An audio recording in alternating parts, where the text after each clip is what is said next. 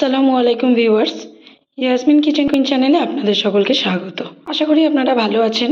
আজকে আমি আবারও এসে গেছি একটা নতুন রেসিপি নিয়ে। আমি আজকে যেটা বানাবো সেটা হলো লাচ্ছা পরোটা। দেখুন যেটা দেখতে কতটা সুন্দর, একদম মুচমুচে খাস্তা লাচ্ছা পরোটা। খুব সহজ পদ্ধতিতে আমি বানিয়ে নিয়েছি এই লাচ্ছা পরোটা। আমি যখন এই লাচ্ছা পরোটা বানাবো, আপনারা যদি আমাকে ফলো করেন তো স্টেপ বাই স্টেপ আপনারা বুঝতে পারবেন যে কতটা সহজভাবে এই লাচ্ছা পরোটা বানানো যায়।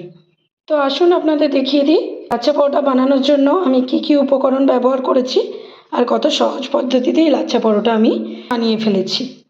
লাচ্ছা পরোটা বানানোর জন্য এখানে আমি 2 কাপ ময়দা নিয়ে নিয়েছি।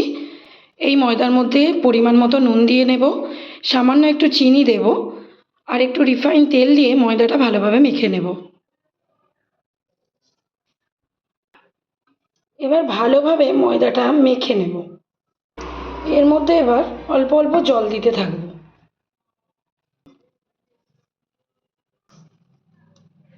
লাচ্ছা পরোটার ডোটা একদম নরমভাবে মেখে নিতে হবে।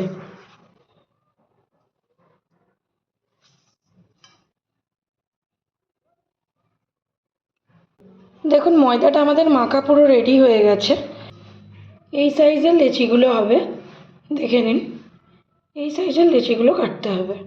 আমি বাকি লেচিগুলো কেটে ফিরে আসছি। দেখুন আমার এখানে 11টা লেচি হয়েছে। প্রত্যেকটা লেচি রুটির মতো করে বড় বড় করে পাতলা সাইজের করে বেলে নিতে হবে। শুকনো ময়দা দিয়ে যেভাবে রুটি বেলা হয় ওইভাবেই রুটিগুলো বেলে নিতে হবে।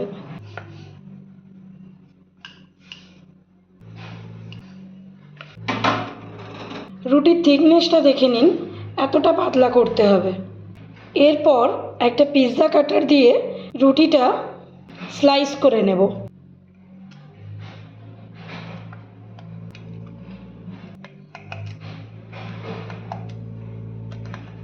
আমাদের স্লাইস করা হয়ে গেছে। এর মধ্যে এবার অয়েল ব্রাশ করে দেব।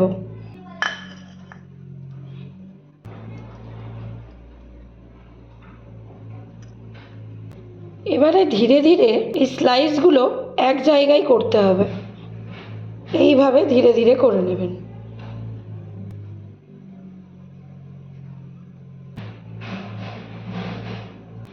এর উপর আরও একটু অয়েল ব্রাশ করে দেব। এটাকে এবার গোল রাউন্ড করে দিতে হবে। এবারে এটাকে তুলে একটা প্লেটের মধ্যে রেখে দেব। দেখুন দেখতে ঠিক কেমন লাগছে। বাকি লেচিগুলো এইভাবে রুটির মতো করে পিৎজা কাটার দিয়ে কেটে নেব।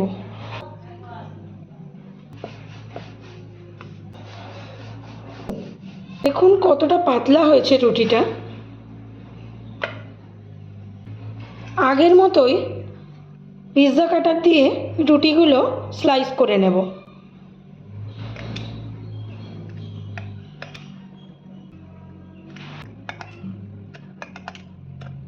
দেখুন আমাদের রুটিটা স্লাইস করা হয়ে গেছে।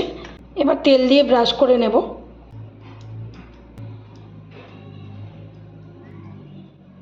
এবার স্লাইসগুলো আমরা এক জায়গায় করব।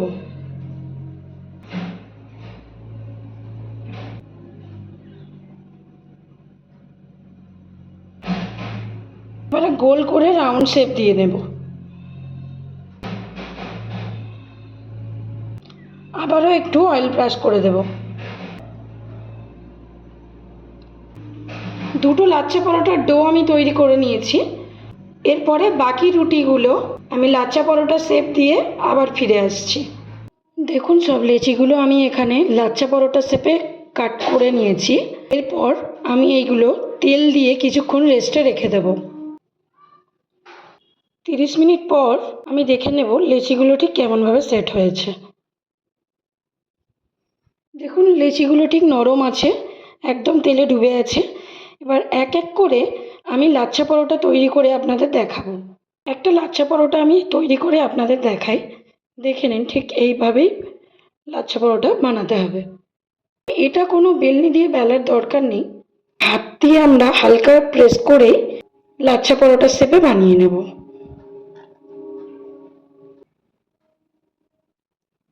এই একইভাবে 2 থেকে 3টে আমি আপনাদের করে দেখাবো। এই পরোটাটা আমাদের তৈরি হয়ে গেছে। এটা একটা প্লেটের মধ্যে তুলে নেব। একটা তুলে নিলাম। আরও একটা আপনাদের বানিয়ে দেখাই।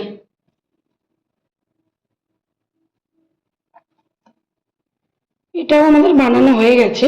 এটা একটি প্লেটের মধ্যে তুলে রাখবো।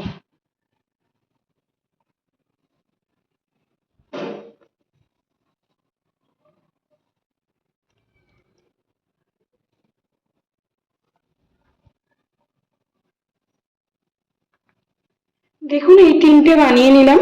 এটা এখন আমি আপনাদের ভেজে দেখিয়ে দেব ঠিক দেখতে কেমন লাগছে। একটা পরোটা আগে দিয়ে নিলাম। এক সাইডটা হালকা ব্রাউন হয়ে গেছে, এটা একটু উল্টে দেব।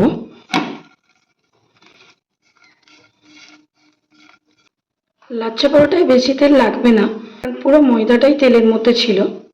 এখানে তেল ব্রাশ করে দেব। যেহেতু ডুবো তেলে লেচিগুলো রাখা ছিল, তাই এখানে খুব একটা তেল লাগবে না। এই সাইডটাও তেল ব্রাশ করে নেব। ভালোভাবে ফ্রাই করে নেব। আপনারা লুচির মতো বেশি পরিমাণে তেল দিয়েও লাচ্ছা পরোটা ভেজে নিতে পারেন। আমি আপনাদের ডুবো তেলেও লাচ্ছা পরোটা ভেজে একটা দেখিয়ে দেব। এই পরোটাটা আমাদের হয়ে গেছে। এবার ডুবো তেলে আপনাদের একটা পরোটা ভেজে আমি দেখিয়ে দেব। ফ্রাইং প্যানে একটু তেল দিয়ে দিলাম।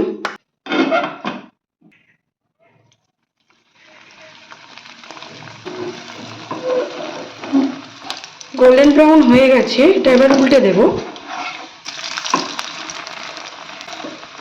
দেখুন দেখতে কতটা সুন্দর লাগছে। আশা করি আপনারা বুঝতে পেরেছেন কত সহজভাবেই লাচ্ছা পরোটা বানানো যায়। অবশ্যই আপনারা বাড়িতে ট্রাই করুন। আশা করি বাড়ির সকলেই প্রশংসা করবে। খুব ভালো একটা খাস্তা লাচ্ছা পরোটা। তো আশা করি আমার এই রেসিপিটি আপনাদের পছন্দ হয়েছে। আরও নতুন নতুন রেসিপি দেখার জন্য আমার চ্যানেলটিকে ফলো করে দিন, সাবস্ক্রাইব করে দিন, লাইক কমেন্ট শেয়ার করে দিন।